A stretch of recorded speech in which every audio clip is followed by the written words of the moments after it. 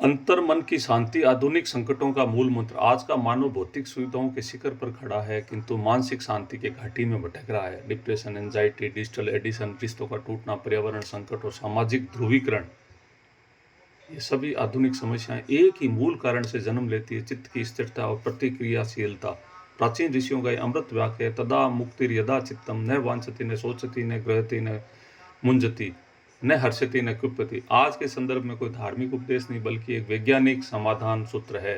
वर्तमान समस्याओं का मूल कारण चित्त का बाह्य वस्तुओं में अपनी पूर्णता को जोड़ देना, सोशल मीडिया पर लाइक्स की चाह वांछती, असफलता पर आत्मदया सोचती, असहमति पर तुरंत ब्लॉक करना मुंचती, सफलता पर अहंकार से चिपक जाना गृहति, प्राप्ति पर अति उत्साह हर्षति और विरोध पर क्रोधित हो जाना कुप्यति।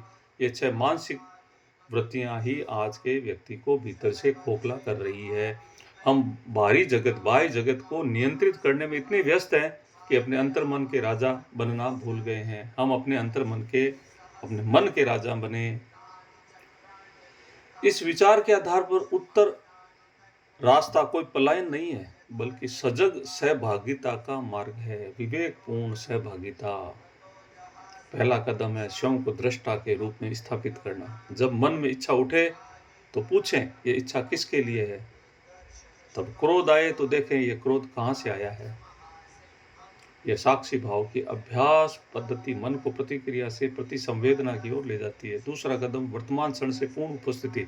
अधिकांश मानसिक पीड़ा या तो अतीत के पछतावे से आती है या भविष्य की चिंता से।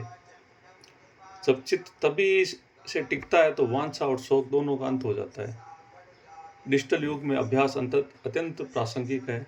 स्क्रीन टाइम कम करना, माइंडफुलनेस का अभ्यास करना और प्रकृति के सानिध्य में समय बिताना, ये सभी आधुनिक साधनाएं हैं। तीसरा कदम है स्वीकृति की कला। जीवन में सुख दुख, लाभ हानि, प्रशंसा आलोचना का आना स्वाभाविक है। मुक्ति इन घटनाओं के बदलने में नहीं बल्कि उसके प्रति अपनी प्रतिक्रिया को बदलने में है।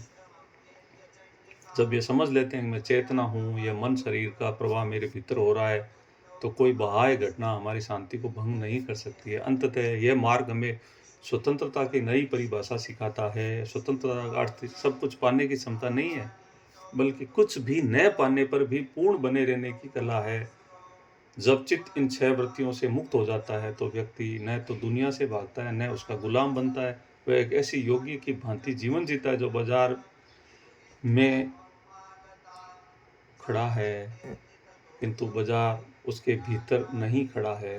यही वह नयापन है जो प्राचीन ज्ञान को आधुनिक युग के लिए प्रासंगिक बनाता है। एक ऐसा रास्ता जहाँ बाह्य सफलता और आंतरिक शांति एक साथ फलते फूलते रहते हैं, एक साथ रहते हैं। सभी को एक साथ रहने का संदेश मिलता है। चित्त की वृत्ति को अवश्य पहचानें। Thank you.